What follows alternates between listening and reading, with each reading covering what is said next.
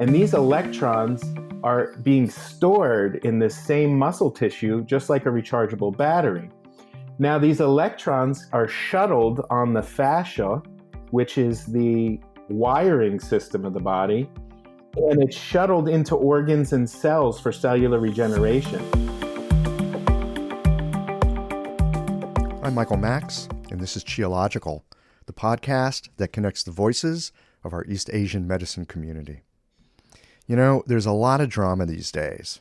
Hurt feelings, frustrations, tinder-dry emotional reserves ready to flare into an outrage. It's as if culturally and individually, we've lost the ability to somehow regulate our discomfort. One spark lands on that dry tinder and our story machine turns out malice and ill will. It's frighteningly easy to see the obvious stupidity of those idiots over there. All you got to do is turn on any news source, scroll any social media, listen to the echo chamber of your own mind, and there it is, the acrid edge of hatred. It's so temptingly easy to see it in others, and so difficult to observe and sit with it in ourselves.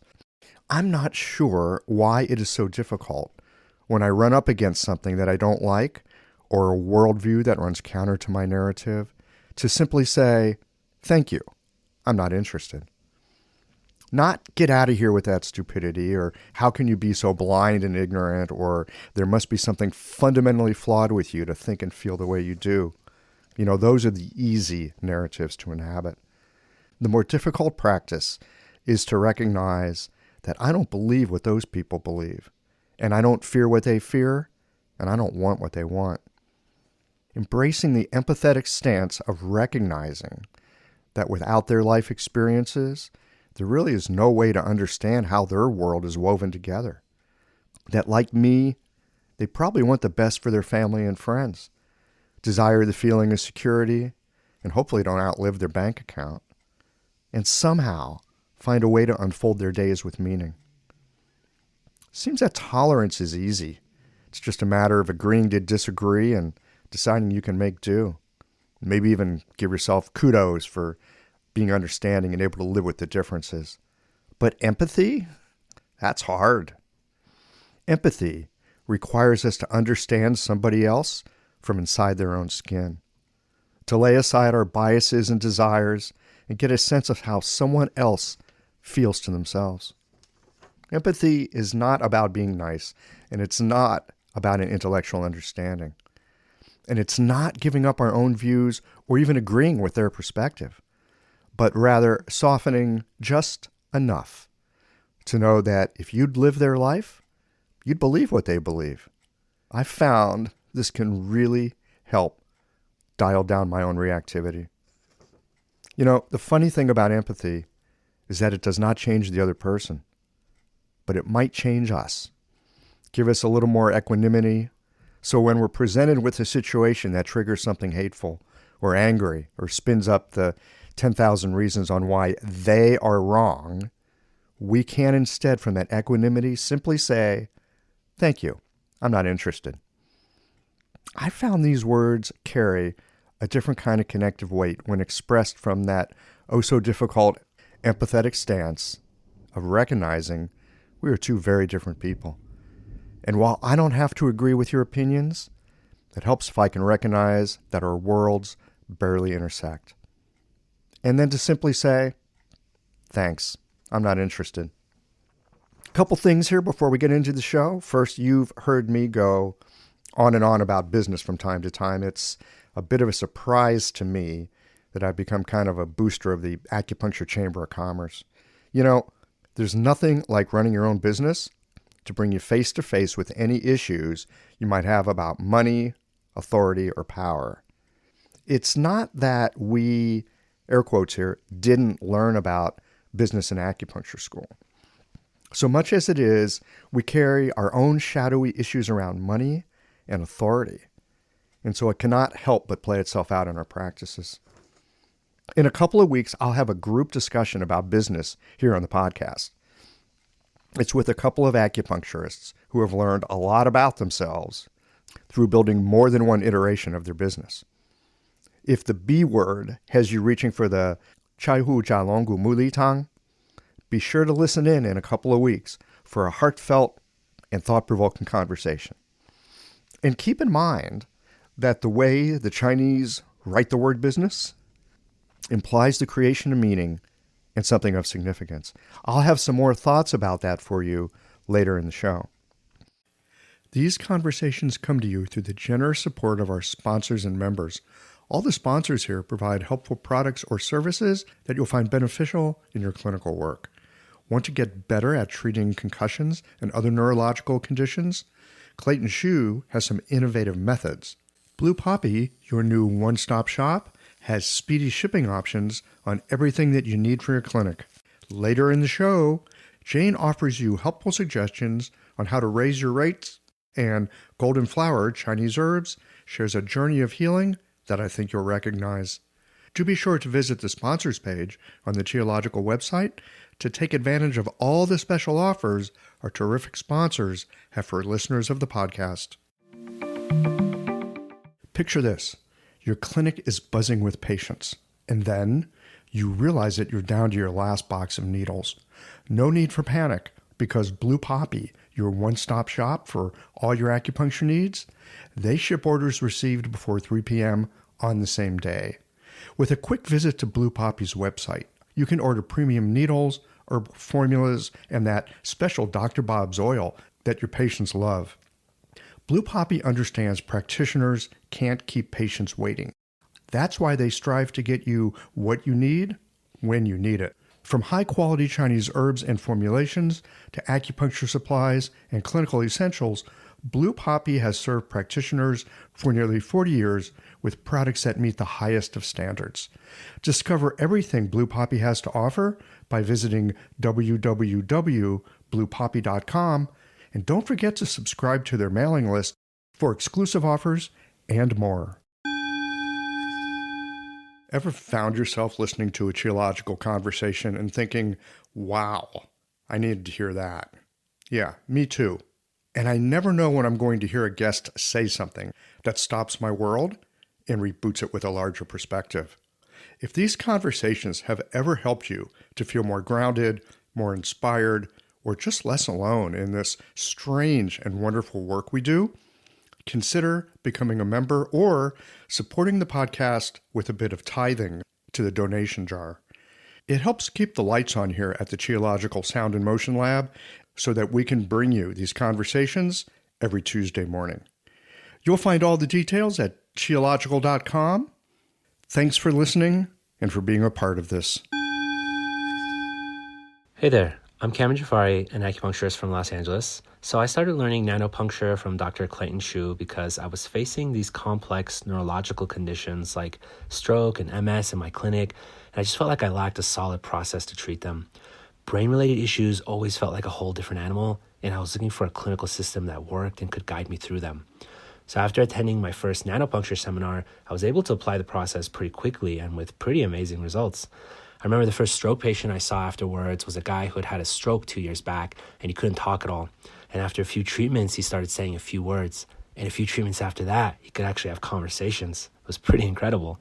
So this is why I feel like nanopuncture is the future of acupuncture neurology. And you can be a part of that.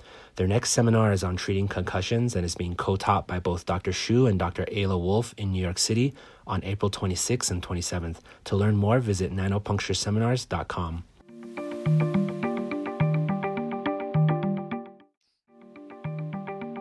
Hey friends, I've got Jeremy Steiner with me today. Jeremy is an acupuncturist, and he has a deep interest and a lot of experience with something that I've always been a bit timid about, electro-acupuncture. And I'm not sure how many of you use electro-acupuncture out there. I know that I've used it a little bit, but I never felt like I understood it. And so over the years, the electro-acupuncture machine that I've got has gathered a lot of dust. I'm really looking forward to sitting down here with Jeremy and see if I can blow the dust off that old electro-acupuncture machine and figure out how to use this stuff. Jeremy, welcome to Geological. Thank you very much. I appreciate you asking me to come on here. For me, it's a wonderful opportunity to learn more about something I don't know much about and I'd like to.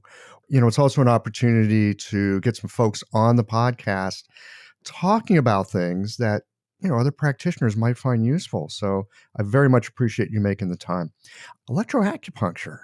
What got you involved in that? How'd you get started with this? For about 10 years, I was practicing Kiko Matsumoto's style of acupuncture, and I was also teaching and supervising her classes. And then I went back to school to obtain my doctorate of acupuncture and oriental medicine. And part of that program required a 300-hour externship with under a medical doctor.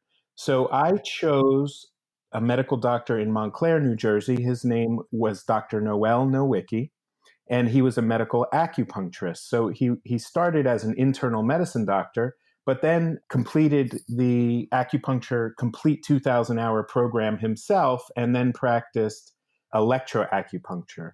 So I did about 300 hours with him. And then when he wanted to retire, he sold me his practice, and the rest is history. Well, Kiko Matsumoto, that is some deep stuff. That takes a lot of study and a lot of thought. Very intricate. Well, absolutely. She's always going back to the ancient Chinese classics and trying to apply that to modern day clinic. So I learned a lot about Chinese medicine from her. The rest I learned from Dr. Nowicki regarding the use of electricity in medicine. Okay, so this is really an interesting soup, so to speak. On one hand, you're doing Kiko, you're really looking at classical stuff. On the other hand, electricity? Yeah. Well, funny story about that. When I was myself, before I was licensed and I was in school, I actually attended a grand rounds by Dr. Nowicki. So this was about 15 years ago. And I remember sitting in the back of the room watching Dr. Nowicki use electricity on needles. And my friend and I were gabbing back and forth. We're saying, how barbaric is this? I will never use electricity. Oh, yeah. Oh, yeah. Life is funny that way, right? I'm never going to XYZ, and 5 years later, that's how you make your living. Yeah. So, when I started externship with Dr. Nowicki, I was blown away, one, by the level of disease severity of his patients. So here for 10 years, I'm practicing on patients that are jumping on the table after yoga class, and they just want a tune-up, basically. And now all of a sudden I'm plunged into his clinic where we're treating stroke, paralysis, cerebral palsy, all sorts of hardcore diseases, non-responding pain conditions. So my eyes were really opened, and I was kind of in shell shock for a little while. What kinds of results were you seeing? What kinds of changes? And how often were these treatments being done? Could you give us an idea? Take us through one patient's course of treatment. Yes, well, it's well known that acupuncture in general can be effective for pain and inflammation.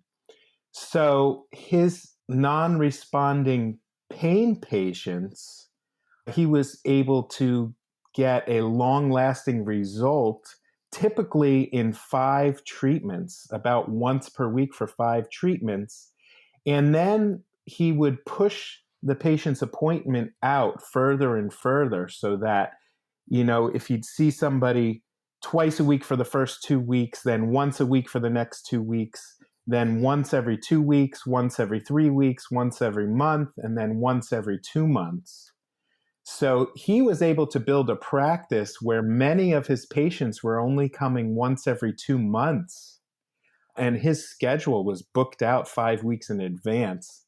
So the use of electricity can be very effective. And I think I can clear things up regarding the use of electricity so that after this podcast, we can see how electricity is harmonious with Chinese medicine. All right. Let's jump into that. Okay, so the ancient Chinese were really nailed it when they came up with their physiology. So let's talk about this paradigm of acupuncture channels. So, in my mind, what acupuncture channels are these groups of muscles. Now, muscles act like piezoelectric rechargeable batteries. So, when we move or stretch or stress a muscle, it's actually generating electrons. And these electrons are being stored in the same muscle tissue, just like a rechargeable battery. Now, these electrons are shuttled on the fascia, which is the wiring system of the body, and it's shuttled into organs and cells for cellular regeneration. So, another side to this is that we're always wearing ourselves out. In fifth grade science class, I remember learning that we get new skin cells every 6 weeks and a new nervous system every 8 weeks. And my trachea is only 14 days old because we're always regenerating cells. Well, when I first learned that, I thought, wow, this can't be true. It sounds too good to be true. I have a new trachea that's only 14 days old. That sounds ridiculous. Well, it turns out to be true. So cells need electrons to regenerate, and they also need raw building blocks such as amino acids and the Gucci, the nutrition. And as long as it has these two things, the cell should be able to regenerate. So chronic disease comes from the loss of the ability to regenerate new cells. Right. There would be a deficiency syndrome. Yes. So I'm always urging my students to go back to channel diagnosis because the stomach channel, for example, feeds the stomach organ full of electrons so that it can do its thing in cellular regeneration and stay healthy. Correct me if I'm wrong, but I am hearing about an electrical system that's not the nervous system. It's this other electrical system. It's generated through bioactivity, and it sounds a little bit like chi. Well, absolutely. I urge my students to not get caught up in the neurological system, to think that the acupuncture channels are the nervous system, because there's a separate, completely different system that is the acupuncture channels. And unless it's your joy and your passion to go into the nervous system and really focus everything on the nervous system, we should be separating the nervous system from the acupuncture channel system. Now, about electrons, electrons are the most benevolent healing force that I know of in this universe. So we know from cellular biology that normal cells need approximately 20 to 25 millivolts of electron charge to function properly. And when they need to regenerate, they need more than 50 millivolts of electron charge. So these are things that are measurable. And by inserting electrons into a person's channel that's deficient, we can really help them. And this buys us time to become a detective and figure out, why did that acupuncture channel drain off electrons, or why is it unable to hold its electron charge in the first place? And by going through this process of inserting electrons where they're deficient, as well as figuring out and stopping the electron leak, we can really fix and help a lot of people. I had acupuncture training 20 some odd years ago. We had someone teach us electro-acupuncture. Back at that point, a little bit like you were saying earlier in the show, I was thinking, well, that seems kind of barbaric. Or it's like, well, the ancient Chinese didn't use electricity. Why do I need to bother with this? It never made sense to me back then. It was always about, well, we're going to do some extra stimulation. We're going to get these muscles to respond. You know what? I can't even remember what I learned back then. But what I'm hearing you say here is there's a way to use electricity literally to tonify a channel. Absolutely. Correct a deficient channel, and there must have been something that drained off the electrons in the first place. Because if we have enough electrons in every channel, and if we have enough raw building blocks to build the cells, then we shouldn't be experiencing any disease because we are able to completely regenerate and get a whole new body. I mean, that's totally basic Chinese medicine. We learned that in the first month of school, Yes. right? So tell me about how you bring in diagnosis to the picture. You know, an easy way to diagnose in Chinese medicine is to create a list of the patient's symptoms. Once we have this list of symptoms, we can go through each symptom one by one and write down next to it which channel is associated with that symptom. So let's talk about acid reflux, for example.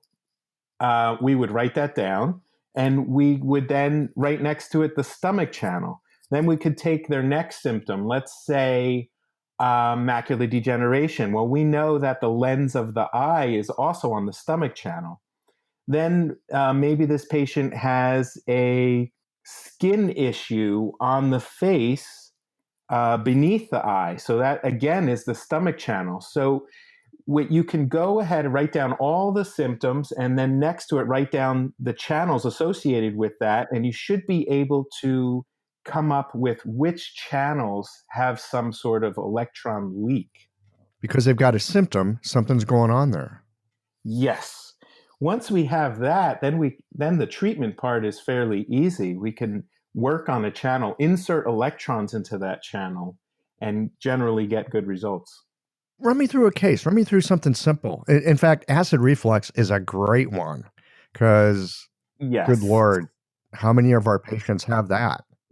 Absolutely. So back in the day, before our current 5-element delineation, our chart, the older version had the stomach in the center with 4 elements around it. And this is something that Kiko showed me as well. So she drew an older version of the 5-element chart, and the stomach was actually in the center. Right. Yeah, the earth is the center.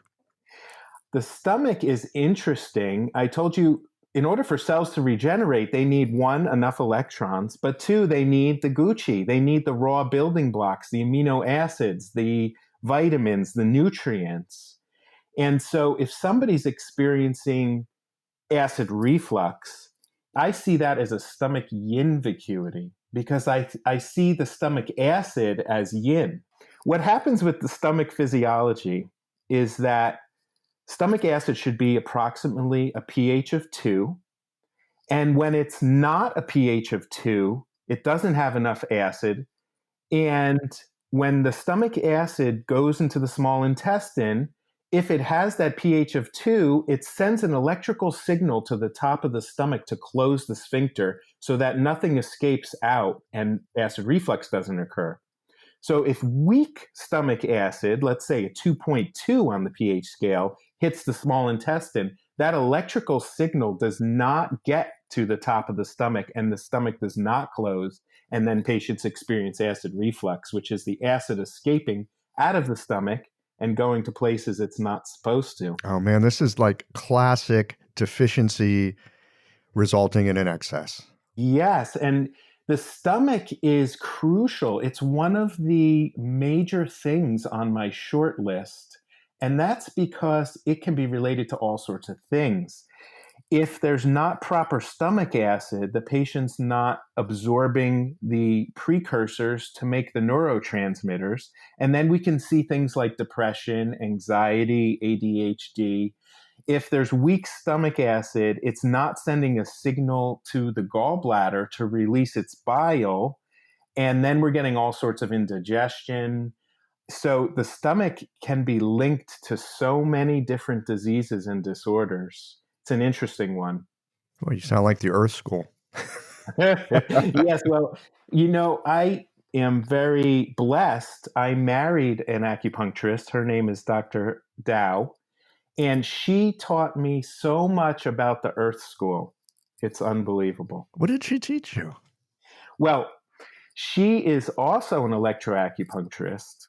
And she taught me, one, that the electrons are basically the qi that the ancient Chinese always spoke of that flows through the channels. And she also helped me nail down the fact that stomach acid is yin. And another little tip is that electrons can be seen as pure yang healing energy, and that many diseases are a yin with a yang vacuity. This episode is brought to you by Jane, the clinic management software that I use to keep my practice running smoothly. So, let's talk about something that can be a little bit uncomfortable, raising your fees. I know, this is something that might feel awkward, but it doesn't have to. With a bit of planning and care, you can handle it in a way that feels right for you and your patients. One tip, give yourself at least 2 months to prepare. This gives you time to get comfortable with the change and let your patients know what's happening. You can share the news through emails, booking reminders, or even just a friendly little sign in your clinic, and avoid over-apologizing. Instead, keep it straightforward and matter of fact. Keeping things consistent across the ways that you communicate can really help avoid confusion. Fee increases aren't always easy, but you're not on your own here. For more tips and ideas on how to communicate these changes with confidence, check out frontdesk.jane.app and look for the article, How to Tell Your Clients You're Raising Your Fees.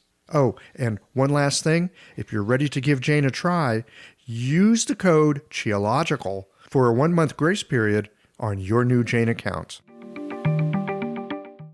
So for this person who's got the reflux, the stomach acid is deficient, they're having these symptoms of excess with the uprising stomach fluids.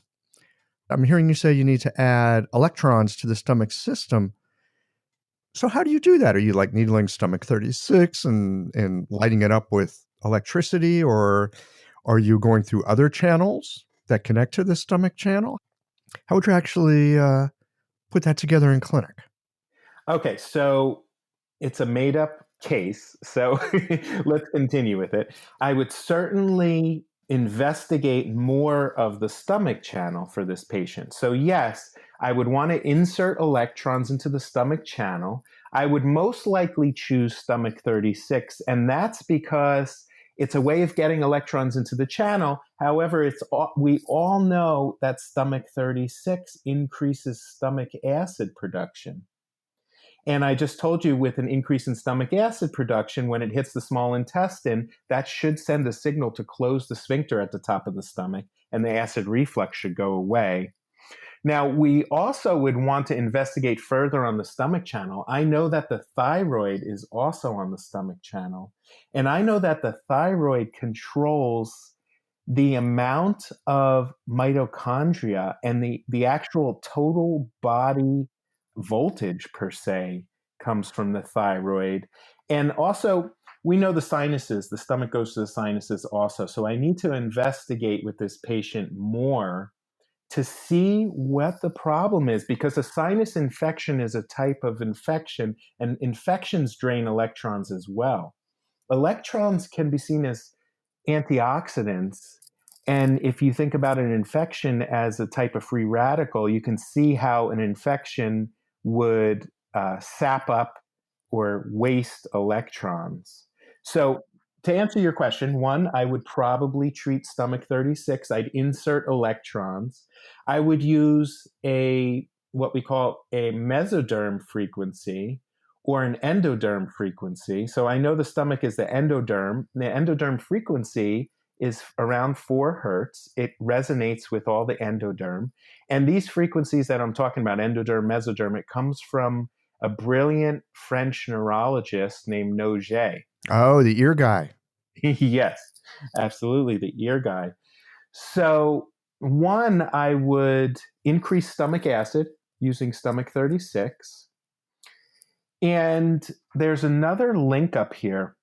Using epidemiology, we know that 90% of North America is deficient in iodine. Now, many of you know iodine is needed for the thyroid, but how many of you knew that iodine is a main ingredient in the production of stomach acid? I wasn't. So typically, my stomach problem patients, I will start them on low dose iodine supplementation because we're not in any rush, and a lot of people have heard some bad things about iodine. However, I know it's an essential molecule, and so I get good results by supplementing with all the main raw ingredients of stomach acid. So, off the top of my head, I know the patient's going to need iodine, salt, vitamin B1, because all these things are, make up stomach acid. There's about 8 ingredients that make up stomach acid. So that's how I would approach it. I would treat the stomach directly using electro-acupuncture, inserting electrons. I'd also get the beneficial effect of resonating with the stomach by using the endoderm frequency, increasing stomach acid, because that's a function of stomach 36, and also start supplementing all the raw building blocks of stomach acid, and then become a detective and rule out other problems that will be on the stomach channel in particular, such as a scar, if a scar cuts into the fascia, and I told you the fascia is the wiring system, Then you get a blockage. yes, you get a blockage. So it's important to go through the short list and become a detective, be focused. Once you figure out, for this patient, once you figure out it's the stomach channel, now you need to go through and rule out everything on the stomach channel and try and fix everything but focused on the stomach channel. One of the things that I love about clinical work, and one of the frustrating things about clinical work, is on one hand, you want your patients to get better. They want to get better. Sometimes the patients don't, in fact, usually the patients don't care what you do. They just want you to be effective. And so I find myself in clinic, do I use a shotgun and try to help them get better? And if they get better, I got no idea really why they did. Or do I use a laser? Do I go focused in on one thing and then watch what happens in response to that very focused treatment? What I'm hearing you talk about is you're taking a very focused approach. You're looking at one channel, you're working with that very specifically, and then you can get all kinds of great feedback about, was your treatment on, was your treatment off, and how do you need to shift it? That sounds correct. And, this approach where you're so focused, it's easier to apply to a moderate or just a light diseased patient. When you start getting into the severe, chronic, and complicated diseased patient, they sometimes come in with 4 or 5 channels out. So what I do in those cases is I treat on the first appointment, I treat as many of those channels as I can. And on the next appointment, when I reevaluate, I see which of those channels still is leaking. Because it's possible that somebody's channel actually does not have a leak, but somewhere along the line, they were exposed to something, let's say a chest x-ray, and they were unable to recover from that. However, if there is no leak, one treatment of inserting electrons should fix that particular problem for the patient. So I guess I'm saying that with the severe, complicated patient, it can take 3 to 5 treatments before we're able to focus again, like a laser, to what their 1 or 2 channel problem is. There are some channels, there's a hole in the bucket, so to speak. And there's others, they're just a bit depleted. You fill that back up because things already have a basic integrity. You fill that back up, they're fine. That problem Yes. disappears. Yes. The ones where there's some sort of ongoing deterioration, some sort of ongoing leakage, it's a good word, those are the ones that will show up later. But in these more complicated cases, you do have to kind of not so much patch other things up, but just fill them up. Yes. Generally, I treat everything that I find on the first treatment. And by the second treatment, the picture is a lot clearer. Mm-hmm. I can see where the real electron leak is. There are times you need to use the laser, and there's times you need to take a more broad spectrum approach, because that's going to sort of sweep away the easy stuff, and then you see what's left. Yes, that generally works well. I want to get into the more difficult cases here in a moment, but before we do, I want to talk about frequencies.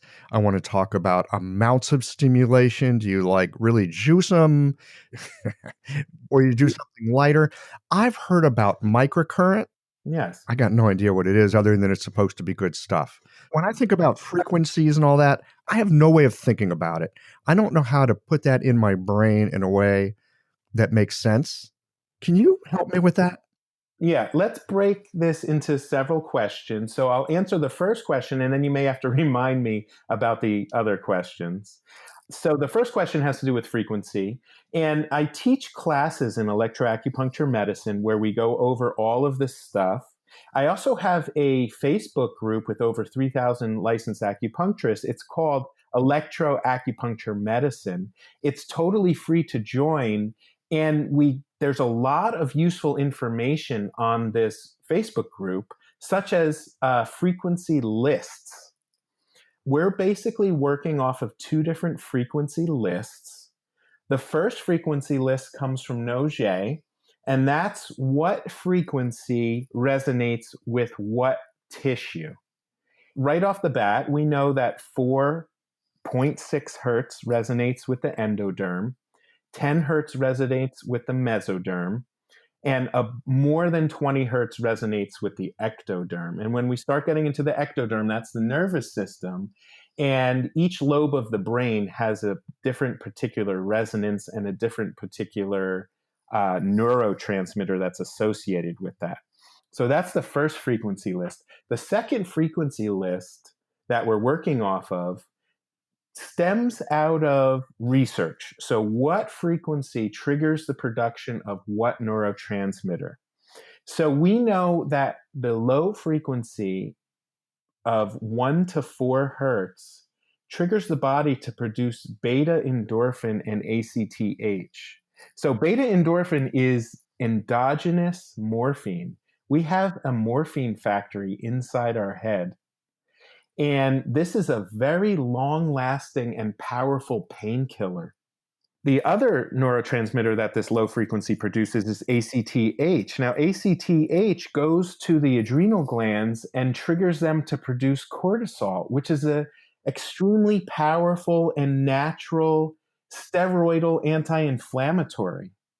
So right there, just by using this low frequency range of 1 to 4 hertz, we can get pain relief and anti-inflammatory effect.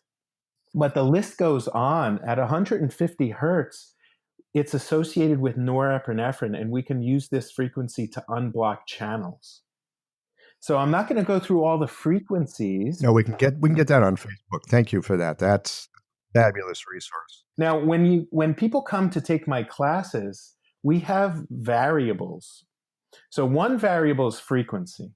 And another variable is amplitude. And that goes into the question you were asking about microcurrent versus millicurrent. And I want to say that electromedicine in general has been suppressed. It was starting to take off around the early 1900s, and many diseases were able to be treated using electromedicine. Even in hospitals, they were starting to use electricity to create electric nerve blocks so that they didn't have to inject chemicals to get nerve blocks for surgeries. So we're limited in the machines that we have access to. They have to be medically approved by the FDA for us to use them in our practice, and this greatly limits our machines. So the question of microcurrent versus millicurrent, it's just talking about different intensities or different amounts of amplitude.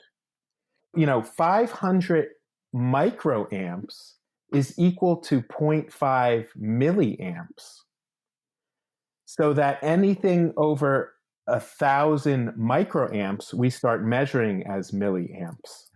Okay, I see that now. And the other thing is that when we're using acupuncture needles, we're bypassing the electrical resistance of the skin. And this allows us to use a much less amplitude.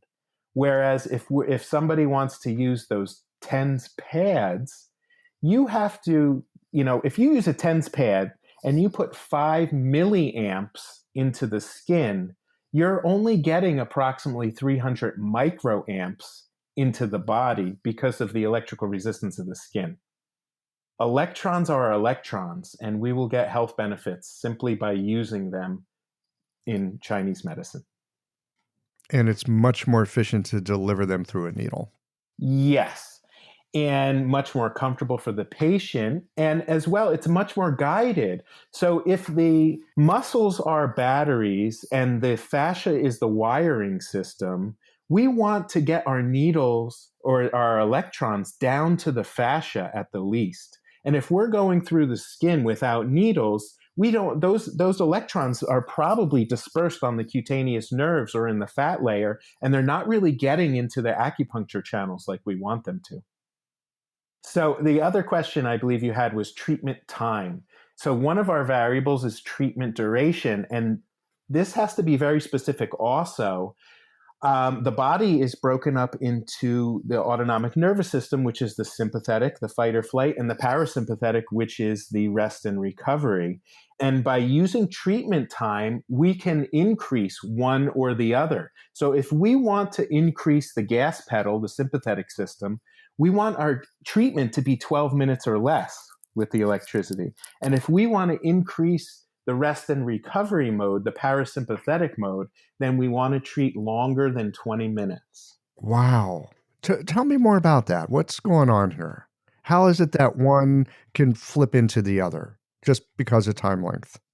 In pharmaceutical land, many of their pharmaceuticals are grouped into what does it do to the autonomic nervous system.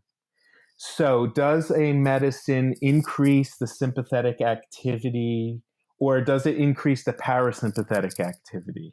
So, for the intestines, a constipation issue, I know that those intestines do not have enough parasympathetic input. So, that if I increase parasympathetic input or tone going into the intestines, that patient's intestines should start moving again and their bowel movement will come. So I don't know exactly why 12 minutes and less of stimulation increases sympathetic and 20 minutes or more increases parasympathetic. However, it's very clear in the clinic that this is the case. As we're talking about this, and you're talking about the intestines and increased parasympathetic tone means the intestines work better. One of the things I've noticed is people get on my table, often, especially if they've been here before, sort of a Pavlovian thing going on. They'll get on the table and they'll already begin to relax because they've had an experience of calm. Yes. I start to take their pulse and their intestines rumble. Or I just put in a needle and their intestines rumble. And they always get embarrassed, right? It's like, oh, I'm sorry. It's like, no. That's a good sign as far as I'm concerned because they're moving into that parasympathetic place. I'm thinking here of patients. I see them from time to time. I think all of us have. We ask about their digestion.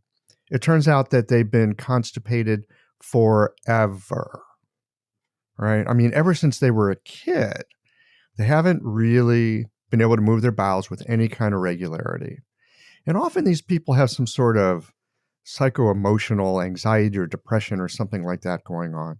As we're having this conversation, I'm wondering if these are people who have been sort of locked into, from an early age, locked into some sort of hyper sympathetic tone, maybe something in their family, maybe some trauma, who knows?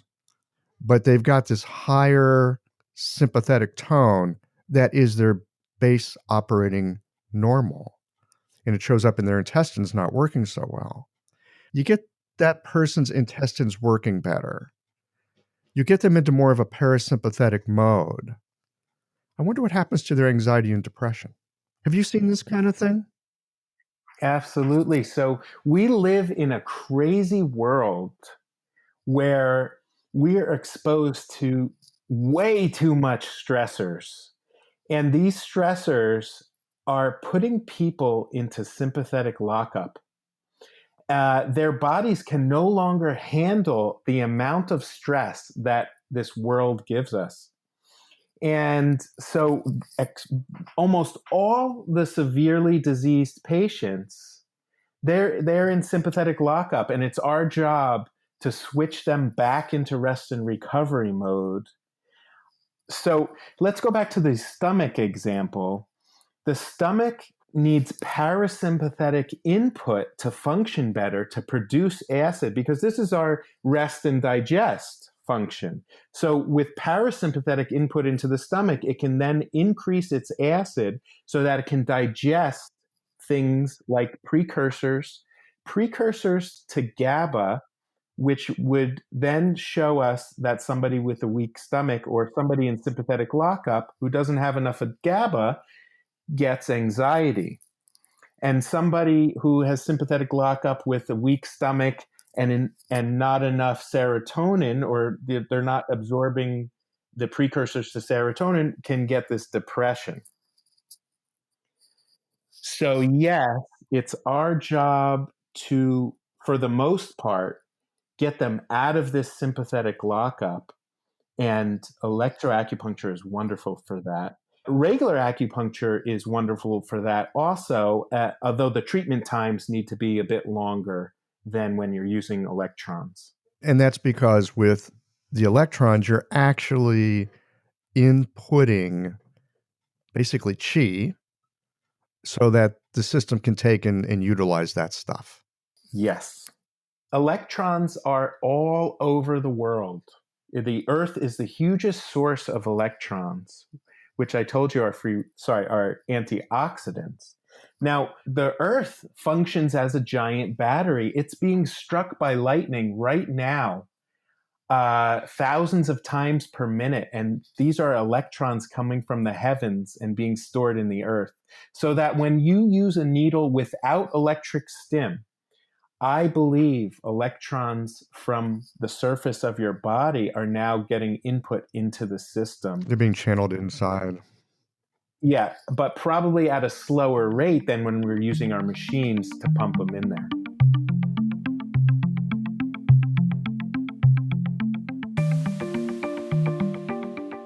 We're going to take a short break here. I hope you've been enjoying this podcast conversation and already gleaned something useful from it. So, back for a moment to this thing about business and how you define it. You know, how you define something profoundly colors how you view it.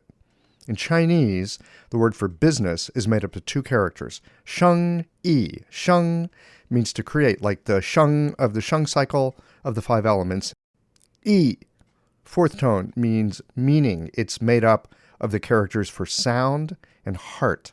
And it's the same yi as the spirit of the spleen, and is often translated as significance. Sheng yi means business, but you can also read it as making meaning or creating something of significance. So, the next time you have your tail in a knot about, air quotes here, business issues, consider that your task is to create deeper meaning in your work or generate something of significance. And now, let's get into the second half of the show.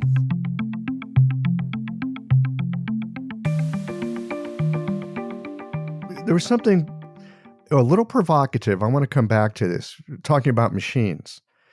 Because earlier you were saying that back in the early part of last century, electro-medicine was starting to come into its own. I suspect there's various reasons why it didn't. And it sounds like there's certain machines we have access to now, but there's other machines, I think I just heard you allude to, that we don't have access to. They're not FDA approved. What else is out there? Yes. Well, one thing I want to say is in the early 1900s, not only electromedicine was coming into the center, but electricity in general was coming into the center. It took somewhere along the line, it took a turn, and all the most benevolent electrical technologies were suppressed. And this included electromedicine. So why would the FDA, which is linked to the pharmaceuticals companies, why would they want to fix health problems using physics with electricity, and they won't be making a lot of money when they can instead fix or try to fix disease with chemistry, and then this is something they can charge a lot more for. So one of the reasonings for the suppression of electromedicine is its inability to make money for the powers that be. Now, our machines, the problem with our machines is that the circuitry inside can be a lot better. So if healthy cells need 20 to 25 millivolts of electron charge, right there, we know that we want our machines to put out more than that. And if they need 50 millivolts of electron charge, we want our machines to put out more than 50 millivolts of electron charge. What I've noticed with these machines is that the slow frequency, let's say 1 hertz, it's pretty good. It shows a nice, beautiful waveform on the oscilloscope. But when you start getting into the faster frequencies, the cheap circuitry makes these waveforms break down and get dirty, per se. The waveform gets dirty. So that, yes, we're still getting fantastic results with these faster frequencies like 150 hertz. However, it could be so much better results with better machines. Imagine this. A patient walks into your clinic. They're carrying more than the pain in their body. There's a story there. A history woven with the stress of long days, the ache of things unsaid, and the quiet longing for something to shift. You listen, not just with your ears, but with your hands, your intuition, your heart. It's not just about needles or a formula. It's about connection, understanding the threads that tie us together, mind, body, and spirit. That is where golden flower Chinese herbs comes in. Rooted in tradition and crafted with care, their formulas are more than herbs. They're a bridge between ancient wisdom and modern practice. Every bottle, a quiet partner in your work, helping you to meet your patients where they are. Because healing isn't just about treating symptoms. It's about creating trust, cultivating belonging, and helping someone feel truly seen. Golden Flower Chinese Herbs, your partner in practice and connection, where tradition meets care. Well, why don't we make better machines? I mean, is there a reason why someone doesn't manufacture something that works better? In order to get something FDA approved, we're looking at, I'm guessing, approximately $20 million. Wow. So we would need to get all this money together, design the machine, get the patents, and then go for the FDA approval. You know, that's a whole rabbit hole, which I think I don't want to go down at this moment, but we might want to come back and talk about that in a separate show. I will add one thing in there. Yes. There is a orthopedic surgeon. His name is Robert Becker. He wrote the book Body Electric. Oh, man, I read that back before I went to acupuncture school. It was mind-blowing. Yes, and so our machines are currently biphasic or alternating current, which is fine. However, the body and the acupuncture channels are set up more as a DC circuit because the electrons tend to flow from the muscles in one direction into the organs and into the cells. So Dr. Becker was using machines that were DC current, and he was able to achieve some regenerative properties. He was working, his projects involved how to regenerate limbs. And I believe he was able to regenerate fingertips using electrons. Are DC current machines available today, or was that some special mad scientist stuff that he had? Well, they are available, but extremely limited. And I'm not sure if there's any DC machine that's FDA approved. So I did find some DC machines available in Australia. And I spoke to one of the engineers a couple weeks ago, and they are so proud of their latest achievement, which was using their DC machine, they were able to prevent a diabetic patient's leg from being amputated. So electrons can be very helpful in wound care and regeneration as well. I want to talk about safety because, I mean, when it comes to electricity, I probably should have been paying more attention in school. All I really know is never lick a light socket and don't stick a screwdriver in it. Stuff your parents tell you. When I think about putting needles in my patient and then hooking them up to electricity, there's this part of my mind that thinks about putting cables on a battery to jumpstart a car. And I'm always like nervous about it. Do I have this thing on right? Am I going to blow something up? Talk to us a bit about safety and how to make sure we know that we're doing our patients good and not doing them harm. So this goes back to the short list of variables. If we're keeping an eye on all the variables, then generally the treatment is safe and will be doing our patient no harm. Let's take, for example, the variable of amplitude, or that's the strength of how, in practice, that's how much the patient is feeling the stimulation. And when they're feeling a light, non-pain stimulation, that tends to increase their non-pain in their body. Whereas if we increase the amplitude too much so that it's a painful stimulation, that tends to increase their pain. So if we're using too much amplitude, that can potentially do the patient harm, mainly by causing them pain during the treatment. We're training the person's nervous system in some sense to either get out of pain or to stay in pain or increase pain. Mm-hmm. Well, I would suspect if they're having pain with the treatment, they're not going to slip into parasympathetic mode. You're actually bringing on sympathetic. That's true as well. So there is some safeties that are hardwired directly into the units. And that is the fact that in order to get to an amplitude of 10, I first have to turn the knob past 0, and then 1, and then 2. So, practically, we're never going to give the patient too much amplitude if we just go slow, be mindful, and take our time in turning up the amplitude and possibly even turning it down, because the patient doesn't even need to feel the stimulation for the treatment to work. We use the feeling. We say, okay, tell me as soon as you feel something.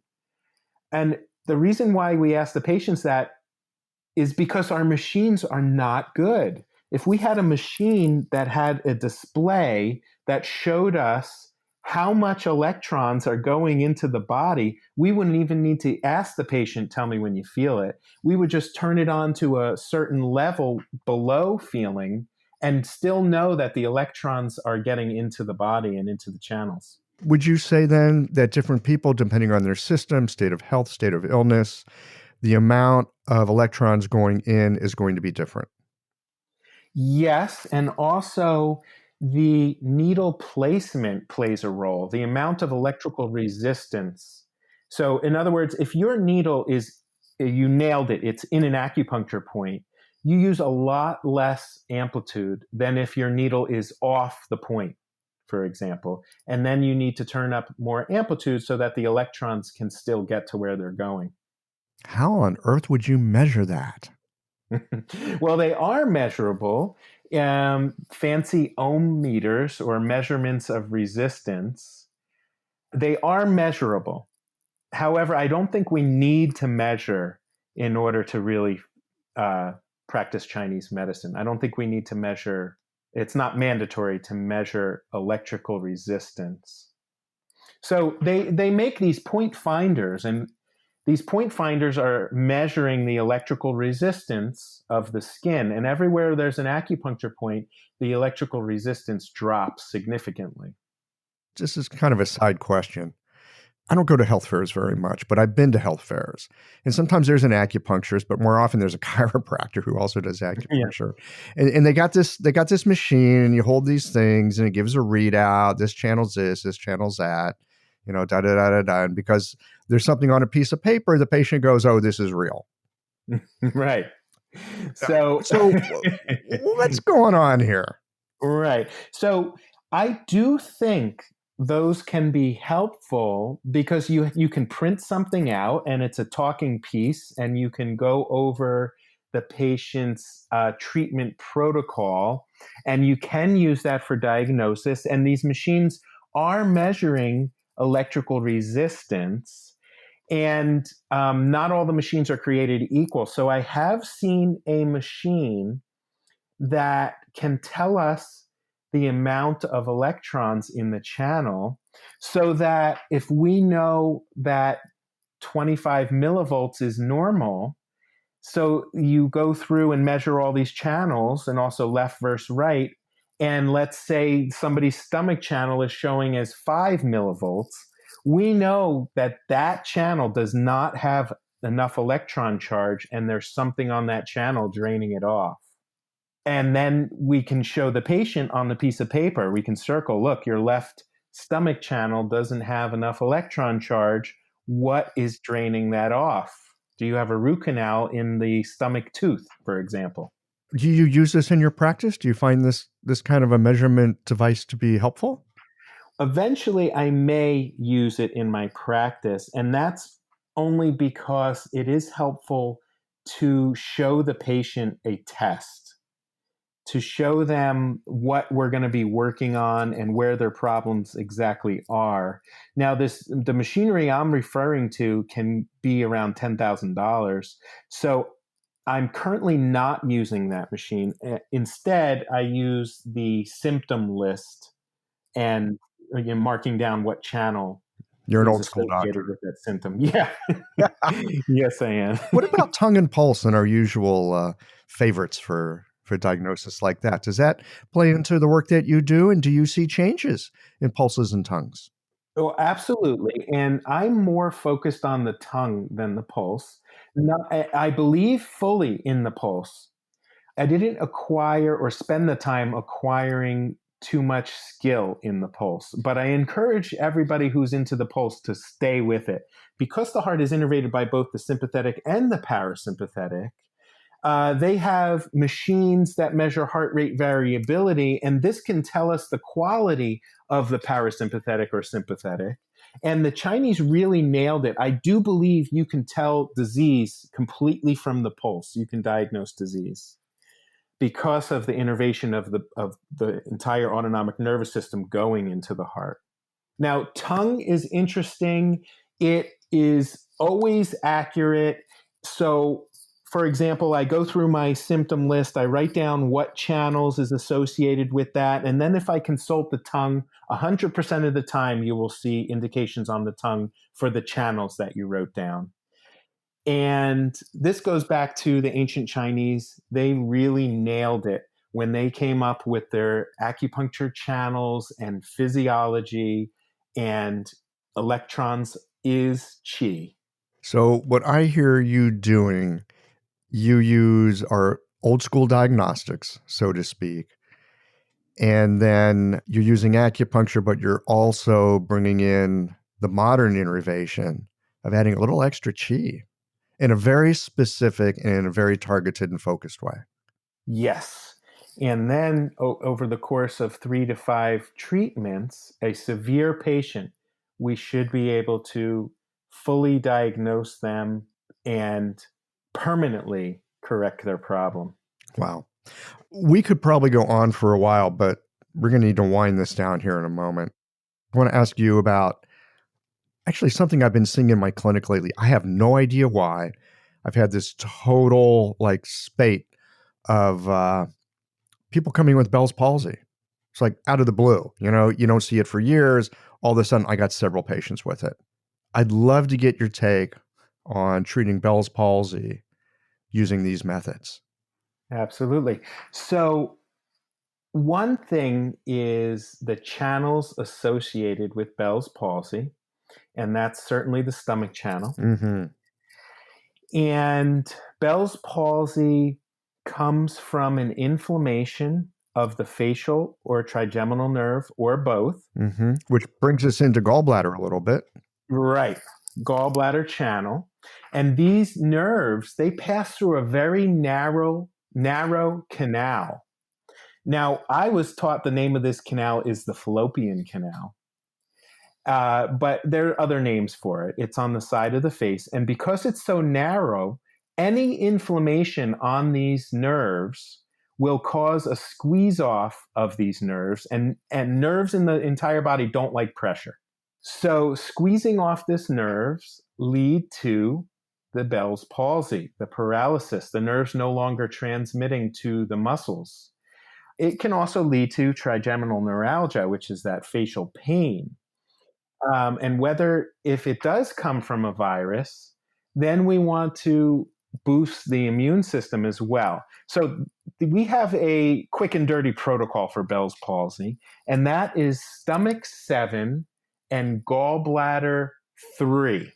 And so it's on the side of the face in front of the ear. And it's those two channels that we came up with. I said stomach and you said gallbladder. So they're right there. We're inserting electrons into those two channels. We're also able to stimulate the facial nerve, and we can stimulate the facial nerve to secrete neurotransmitters. So the protocol is stomach 7, gallbladder 3, and LI4. Now, LI4, we know, is the master of the face. The first treatment, we use a low frequency for more than 20 minutes. And this generally does wonders because now these nerves are secreting this anti-inflammatory and pain reliever. And if we get rid of the inflammation, it frees the flow of the nerve and the problem goes away. At the same time, we have a treatment called STE36. It's stomach 36 and the STE, the E part is extra. So we actually insert 4 needles into stomach 36 and use 10 hertz. And in the clinical research done by Rutgers in 2016, they were able to use stomach 36 on mice, and one treatment saved their life from sepsis. So we apply this treatment to our patients, and this is how we're able to modulate the immune system and really try to prevent them from getting the Bell's palsy in the future. Now, this treatment's going to work, and it's going to be spectacular. But while this treatment's going, or after this treatment's going, we then have to become a detective and see what drained the electrons from the stomach channel, what drained the electrons from the gallbladder channel in the first place. That's right. I want to bring our attention to something. Have you seen a tooth chart, a tooth acupuncture chart? I've heard of them, but I haven't. It's nothing I've gone into. So it's big in Europe. And I remember back in school in 2004, seeing this acupuncture tooth chart and thinking, oh, yeah, each channel goes through the teeth. And oh, yeah, right, that's true. Well, it's really true. And the most severe patients generally have a tooth issue in the specific channel of that tooth. So for the Bell's palsy patient, I know that the molars are the stomach tooth. And so I want to become a detective and make sure that they don't have something like a root canal in that molar tooth. What if they did? Well, if they did, then I would send them for a cone beam CT scan. This is a special type of scan which can show infection in a root canal from all different angles. So you're checking out to make sure the root canal hasn't gone bad. Yes, and if there is an infection in the root canal, infections drain electrons, and because it's on the stomach tooth, right there is our answer. That the infection in the stomach tooth was draining electrons, and until we correct that, we're never going to get a permanent cure for this patient. Yeah, no, that's great. Take the illness they've had and go, what else is here? Help them prevent problems in the future. Yes. Okay, one last quick question, and then we're going to put a bookmark in it for the moment. When you say a low frequency for 20 minutes with this, what's a low frequency? Between 1 to 4 hertz. 1 to 4 hertz. And you're going to want to turn up the amplitude until they tell you that they feel it, and then slowly turn it down until they just barely feel it or don't feel it at all. And then you're going to want to make sure that the stimulation stays for more than 20 minutes. Thank you. I'm My looking pleasure. forward to seeing how this goes. It's always fun to take something and be able to immediately walk into the clinic and investigate. Absolutely. Yeah. Jeremy, anything else that you'd like to share with our Qiological listeners before we sign off for today? Well, I am so thankful and grateful to be on this podcast. And I want to encourage all your listeners to follow your joy and continue with the great work you're doing in Chinese medicine. I look forward to meeting some of you. I really enjoy teaching acupuncturists everything I know. And we have a advanced class coming up in March in California. And I also released a foundational course. It's a video course, which is available online at electro-acupuncturemedicine.com. Besides that, I'm wishing all of you peace and bliss. Great. Well, thank you. We'll make sure all that's on the show notes page. So if you want to know more about this stuff, just pop over to the show notes page and we'll have lots of links for you there. Jeremy, thank you so much. Thank you. Well, here we are at the end of this episode. If you've listened up to this point, you're either a rabid fan of Qiological or the forward button on your podcast player stopped working. If you are indeed a fan of the podcast, you can help us to bring new episodes to our community of practitioners by supporting us with a membership or a one-time contribution. Details, of course, are on the website. That's it for today, friends. Join us again next Tuesday for another thoughtful episode of Qiological.